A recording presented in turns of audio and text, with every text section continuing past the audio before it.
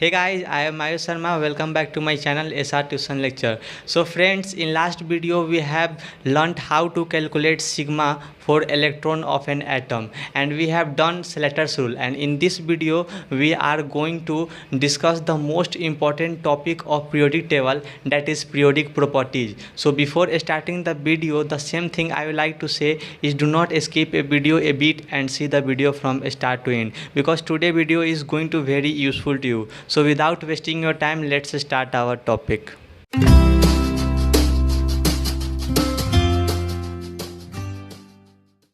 तो सबसे पहले हम लोग जानेंगे कि पीरियोडिक प्रॉपर्टीज होता क्या है। तो those properties which repeats itself after certain interval are called periodic properties. Means वैसा प्रॉपर्टीज जो सर्टेन इंटरवल के बाद रिपीट करता है उसको हम लोग पीरियोडिक प्रॉपर्टीज बोलते हैं। और पीरियोडिक प्रॉपर्टीज जो होता है सो दो प्रकार का होता है, एक होता है फिजिकल प्रॉपर्टीज और दूसरा होता है केमिकल प्रॉपर्टीज। और फिजिकल प्रॉपर्टीज़ के भी टाइप्स होते हैं। तो यहाँ पर एटॉमिक और ionic radius, ionization energy, electron gain enthalpy और हाइड्रेशन इंथैल्पी और लेटिस इंथैल्पी, ये जितने भी प्रॉपर्टी है सब फिजिकल प्रॉपर्टीज है। और नेचर ऑफ ऑक्साइड्स ये केमिकल प्रॉपर्टीज है। तो अब हम लोग एक एक करके सारे फिजिकल प्रॉपर्टीज़ को जो है सो हम लोग देखेंगे। तो इस वीडियो में सबसे पहले हम लोग एटॉमिक और आयोनिक रेडियस के बारे में, ये प्रॉपर्टीज़ के बारे में हम लोग सबसे पहले जानेंगे। तो आइए हम लोग देखते हैं कि एटॉमिक और आयोनिक रेडियस क्या है। तो इसको एटॉमिक रेडियस या फिर एटॉमिक साइज भी बोलते हैं। तो सबसे पहले हम देखेंगे कि इसका डिफिनीशन क्या होता है। तो इसका डिफिनीशन होता है the shortest distance between centre of nucleus to valence shell electron in an isolated atom is defined as atomic radius. यानी कि वैसा एटम जो कि आइसोलेटेड है। यहाँ पर ये जो आइसोलेटेड है, सबसे पहले आप लोग के दिमाग में आ रहा होगा कि ये आइसोलेटेड का मतलब क्या होता है। तो आइसोलेटेड का मतलब सबसे पहले आप समझ जाइए कि वैसा एटम जो कि अलग है, यानी कि आइसोलेटेड एटम, आइसोलेटेड का मतलब होता है अलग थलग, यानी कि अकेला एटम इसको आइसोलेटेड एटम, ठीक है। हिंदी में आइसोलेटेड का मतलब होता है अलग थलग या फिर अकेला कहिए, ठीक है।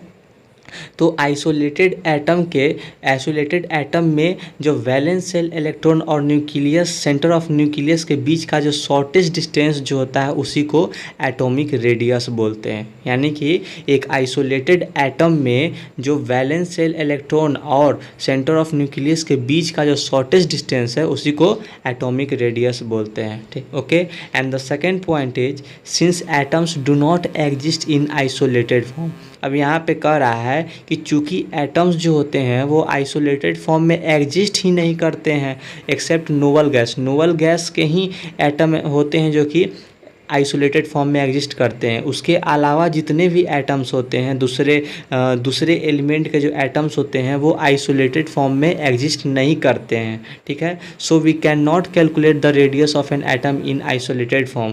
तो हम लोग एटम का जो है सो रेडियस जो है सो कैलकुलेट नहीं कर सकते हैं, ठीक है। तो अब हम लोग एक क्वेश्चन को देखेंगे। तो यहाँ पे क्वेश्चन कह रहा है कि why cannot we find atomic radius. Atomic radius को हम लोग क्यों फाइंड नहीं कर सकते हैं। तो यहाँ पे आंसर है कि apart from noble gas atom, atoms of other element do not exist independently और आइसोलेटेड। यानी कि नोबल गैस एटम के अलावा दूसरे एलिमेंट के जो एटम्स होते हैं वो इंडिपेंडेंटली एग्जिस्ट नहीं करते हैं, यानी कि आइसोलेटेड फॉर्म में एग्जिस्ट नहीं करते हैं। इसलिए हम लोग एटॉमिक रेडियस फाइंड नहीं कर सकते। ये पहला पॉइंट हो गया। और दूसरा पॉइंट है कि the boundary of an atom is also not well defined. अब आप लोग यहाँ पे इस पॉइंट को समझाने के लिए मैं आप लोगों को बता दूं कि आप लोग एटॉमिक स्ट्रक्चर में एक टॉपिक पढ़े होंगे हाइजेनबर्ग अनसर्टेनिटी प्रिंसिपल के बारे में। तो उसमें पढ़े होंगे कि साइमल्टेनियसली वैलेंस सेल के इलेक्ट्रॉन के पोजीशन और उसके मोमेंटम को, एग्जैक्ट पोजीशन को हम लोग नहीं बता सकते हैं। ये हाइजेनबर्ग अनसर्टेनिटी प्रिंसिपल होता में आपको एटॉमिक स्ट्रक्चर में इसके बारे में आप पढ़े होंगे। तो यहाँ पे ये कह रहा है दूसरा पॉइंट कि the boundary of an atom is also not well defined. यानी कि एटम का जो बाउंड्री होता है वो वेल डिफाइंड नहीं होता है। तो ये दूसरा पॉइंट है जिसके कारण हम लोग एटॉमिक रेडियस फाइंड नहीं कर सकते। Thus, we will find atomic radius by using atoms in their bonded form। यानी कि अब हम लोग एटम के बॉन्डेड फॉर्म में जो है सो एटॉमिक रेडियस जो है सो हम लोग फाइंड करेंगे, ठीक है।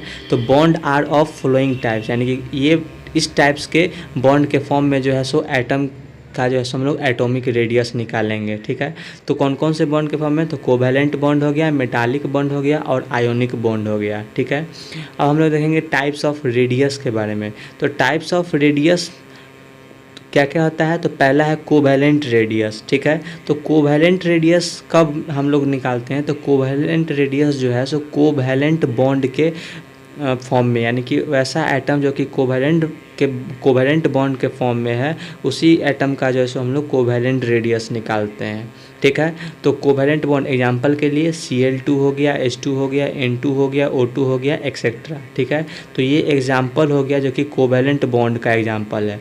ठीक है, और वैसा एटम जो कि कोवैलेंट बॉन्ड के फॉर्म में होता है, उसी एटम का जो है सो हम लोग कोवैलेंट रेडियस निकालते हैं। Okay, and second is metallic radius. और मेटालिक रेडियस हम लोग कब निकालते हैं, तो वैसे एटम्स यानी कि मेटल्स जो कि वैसे एटम जो कि मेटालिक बॉन्ड फॉर्म करते हैं, उसका हम लोग मेटालिक रेडियस निकालते हैं। अब एग्जांपल का बात करें तो आयरन हो गया, गोल्ड हो गया, सिल्वर हो गया, एल्युमिनियम हो गया, एक्सेट्रा। तो ये जितने भी एग्जांपल हैं ये सब मेटालिक बॉन्ड के एग्जांपल हैं। ठीक है, तीसरा होता है वंडरवाल रेडियस। तो वंडरवाल रेडियस जो होता है सो वो जनरली नोवल वैसे एटम जो कि नोवल गैस के एटम और कुछ कोवैलेंटली बॉन्डेड मॉलिक्यूल्स भी होते हैं, उसका हम लोग वंडरवाल रेडियस निकालते हैं।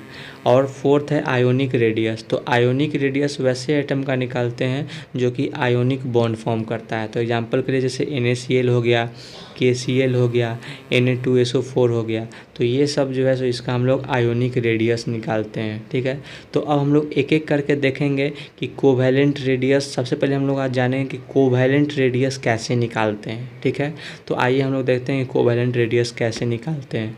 तो कोवैलेंट रेडियस सबसे पहले हम लोग कोवैलेंट रेडियस कब निकालते हैं, तो वैसा एटम जो कि कोवैलेंट बॉन्ड फॉर्म करता है उसका हम लोग कोवैलेंट रेडियस निकालते हैं। यानी कि कोवैलेंट रेडियस जो है सो कोवैलेंटली बॉन्डेड मॉलिक्यूल्स का हम लोग कोवैलेंट रेडियस निकालते हैं। और कोवैलेंटली बॉन्डेड मॉलिक्यूल्स जो होता है वो दो प्रकार के होते हैं। पहला होता है होमो एटॉमिक मॉलिक्यूल्स और दूसरा होता है हेट्रो एटॉमिक मॉलिक्यूल्स। तो सबसे पहले हम लोग देखेंगे कि होमो एटॉमिक मॉलिक्यूल्स क्या होता है और होमो एटॉमिक मॉलिक्यूल्स का जो है सो हम लोग कोवैलेंट रेडियस कैसे निकालते हैं। तो अगर बात करें होमो एटॉमिक मॉलिक्यूल के बारे में, तो सबसे पहले हम लोग इसका डिफिनीसन देखते हैं। तो होमो एटॉमिक मॉलिक्यूल का डिफिनीसन होता है कि molecules in which all atoms are same, यानी कि वैसा मॉलिक्यूल्स जिसमें सारे एटम्स सेम होते हैं उसको होमो एटॉमिक मॉलिक्यूल बोलते हैं। एग्जांपल के लिए जैसे हाइड्रोजन हो गया, ऑक्सीजन हो गया, यानी कि H2O2 N2Cl2 P4 etc। तो ये सब एग्जांपल हो गया। तो इसमें कैसे एटम्स हैं, इसमें सारे एटम्स जो है इसमें जो मॉलिक्यूल्स है ये सारा मॉलिक्यूल्स जो है जिसमें एटम्स कैसे हैं, सेम है। तो ये कौन सा मॉलिक्यूल हो गया, तो ये होमो एटॉमिक मॉलिक्यूल हो गया। ठीक है, तो होमो एटॉमिक मॉलिक्यूल्स जो होते हैं उसका हम लोग कोवैलेंट रेडियस कैसे निकालते हैं उसको हम लोग एक एग्जांपल के थ्रू समझेंगे। तो यहाँ पे एग्जांपल में हम A2 मॉलिक्यूल्स ले लिए हैं। ठीक है, तो यहाँ पर ये एटम जो है सो ये A एटम है और ये भी A एटम है। तो इस एटम का सेंटर हम O मान लिए हैं और इस एटम का सेंटर हम O' मान लिए हैं। तो ये दोनों एटम मिलकर जो है सो मॉलिक्यूल बना रहा है, A2 मॉलिक्यूल बना रहा है। ठीक है, तो अब यहाँ पे हम क्या किए हैं कि इस एटम के सेंटर से इस एटम के सेंटर को हम लोग के बीच का जो डिस्टेंस है जिसको हम लोग इंटर न्यूक्लियर डिस्टेंस बोलते हैं, और इंटर न्यूक्लियर डिस्टेंस को जैसे हाफ़ कर दिए हैं। तो इंटर न्यूक्लियर डिस्टेंस को जब हम हाफ़ कर देंगे तो उसके बाद जो है सो कोवैलेंट रेडियस निकल जाएगा। यानी कि कोवैलेंट रेडियस कैसे निकलेगा, तो जो इंटर मोलिकुलर डिस्टेंस जो होता है उसको अगर हम हाफ़ कर देंगे तो मेरा कोवैलेंट रेडियस निकल जाएगा। तो यहाँ पर जो DC है, ये DC यहाँ पे क्या है, तो DC यहाँ पे जो है सो इंटर न्यूक्लियर डिस्टेंस है और RC जो है सो यहाँ पे कोवैलेंट रेडियस है। ठीक है, तो इस तरह से हम लोग होमो एटॉमिक मॉलिक्यूल्स का जो है सो कोवैलेंट रेडियस निकालते हैं। ठीक है, अब हम लोग हेट्रो एटॉमिक मॉलिक्यूल यानी कि covalent radius for hetero atomic molecule, यानी कि हेट्रो एटॉमिक मॉलिक्यूल के लिए हम लोग कोवैलेंट रेडियस कैसे निकालते हैं। तो सबसे पहले हम लोग देखेंगे कि हेट्रो एटॉमिक मॉलिक्यूल्स होता क्या है। तो इसका डिफिनीसन है दोज मॉलिक्यूल्स विच हैव 2 और more different types of atoms, यानी कि वैसे मॉलिक्यूल्स जिसमें 2 या 2 से अधिक टाइप्स के जो है सो एटम्स होते हैं। एग्जांपल के लिए जैसे हाइड्रोजन फ्लोराइड हो गया, हाइड्रोजन क्लोराइड हो गया, कार्बन डाइऑक्साइड हो गया, अमोनिया हो गया, etc। तो ये सब जो मॉलिक्यूल्स हैं ये हेटेरो एटॉमिक मॉलिक्यूल्स हैं। क्यों? क्योंकि ये इस मॉलिक्यूल्स में जैसे 2 और 2 से अधिक एटम से मिलकर ये बना हुआ है। ठीक है, तो अब हम लोग देखें कि हेटेरो एटॉमिक मॉलिक्यूल्स का कोवैलेंट रेडियस कैसे निकालते हैं। तो इसके लिए एक फार्मूला का यूज़ किया जाता है। तो फार्मूला क्या है?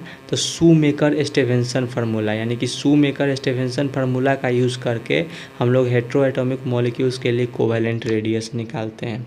तो फार्मूला क्या है?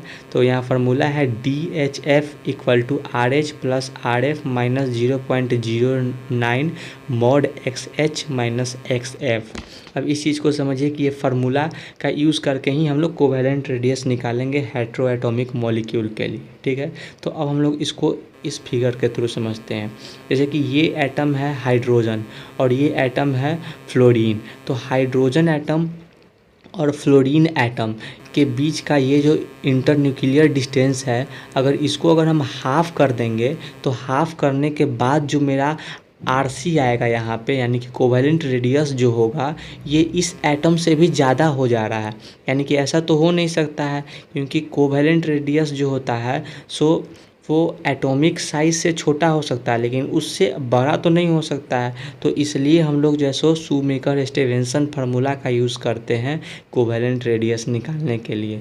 तो यहाँ पे ये हाइड्रोजन एटम हो गया और ये फ्लोरीन एटम हो गया। ठीक है, और यहाँ पे ये इंटर न्यूक्लियर डिस्टेंस हो गया DHF। ठीक है, तो इस फार्मूला में DHF क्या है? तो DHF यहाँ पे इंटर न्यूक्लियर डिस्टेंस है, RH यहाँ पे कोवैलेंट रेडियस ऑफ हाइड्रोजन है, RF covalent radius of fluorine है, और XF जो होता है सो इलेक्ट्रोनेगेटिविटी ऑफ फ्लोरीन होता है, और XH जो है यहाँ पे सो इलेक्ट्रोनेगेटिविटी ऑफ हाइड्रोजन है। ठीक है, तो अब हम लोग एक एग्जाम्पल के थ्रू समझें, एक क्वेश्चन के थ्रू समझेंगे। तो क्वेश्चन क्या कह रहा है कि एक covalent molecule AB where RA = 120 picometer और its DAB = 300 picometer and XA = 3.0 and XB = 4.0 then find covalent radius of B। यानी कि इस क्वेश्चन में कह रहा है कि एक AB मॉलिक्यूल है। तो यहाँ पे AB मॉलिक्यूल जो है सो ये 2 अलग अलग एटम से मिलकर बना हुआ है। यानी कि यहाँ पे ये जो AB मॉलिक्यूल है ये कैसा मॉलिक्यूल है? तो ये हेटेरो एटॉमिक मॉलिक्यूल है, और ये हेटेरो एटॉमिक मॉलिक्यूल है और इसमें RA, यानी कि RA का मतलब क्या होता है? तो RA का मतलब हम लोग अभी पीछे देखें कि RA यानी कि यहाँ पे RA जो है सो RH यानी कि कोवैलेंट रेडियस ऑफ A हो गया। तो यहाँ पे ये जो RA है ये कोवैलेंट रेडियस ऑफ A है, 120 पिकोमीटर दिया हुआ है। ठीक है, और internuclear distance between A and B 300 picometre दिया हुआ है। और XA का मतलब होता है इलेक्ट्रोनेगेटिविटी ऑफ A, यानी कि A का इलेक्ट्रोनेगेटिविटी 3.0 दिया हुआ है और B का इलेक्ट्रोनेगेटिविटी 4.0 दिया हुआ है। तो अब हमको फाइंड करना है कोवैलेंट रेडियस ऑफ B, यानी कि B का कोवैलेंट रेडियस निकालना है। तो फार्मूला क्या होता है? फार्मूला होता है DAB = RA + RB - 0.09 mod XA - XB। तो अब यहाँ पे DAB यानी कि internuclear distance between A and B molecules 300 दिया हुआ है, और यहाँ पे covalent radius of A 120 picometre दिया हुआ है, और B का कोवैलेंट रेडियस हमको निकालना है। ठीक है, XA दिया हुआ है 3.0, XB दिया हुआ है 4.0। इसको सब्ट्रैक्ट करेंगे तो -1 आएगा, जो कि यहाँ मोड के अंदर है। तो मोड के अंदर जो भी रहता है बाहर आता है तो प्लस रहता है। तो यहाँ पे हो जाएगा, हमको RB निकालना है तो ये सब को इधर भेज देंगे तो हो जाएगा 300 - 120 + 0.09। तो यहाँ पे कोवैलेंट रेडियस ऑफ B निकल कर आ गया 180.09 पिकोमीटर। ठीक है, तो एक चीज़ और बता देते हैं कि covalent radius is also defined according to number of bonds between atom के बीच में जो नंबर ऑफ बॉन्ड्स जो बना होता है उसके अकॉर्डिंग भी हम लोग कोवैलेंट रेडियस को डिफाइन कर सकते हैं। तो अब इस चीज़ को जो है सो हम लोग नेक्स्ट वीडियो में जो है समझेंगे। तब तक के लिए इतना ही। जय हिंद, मिलते हैं नेक्स्ट वीडियो में।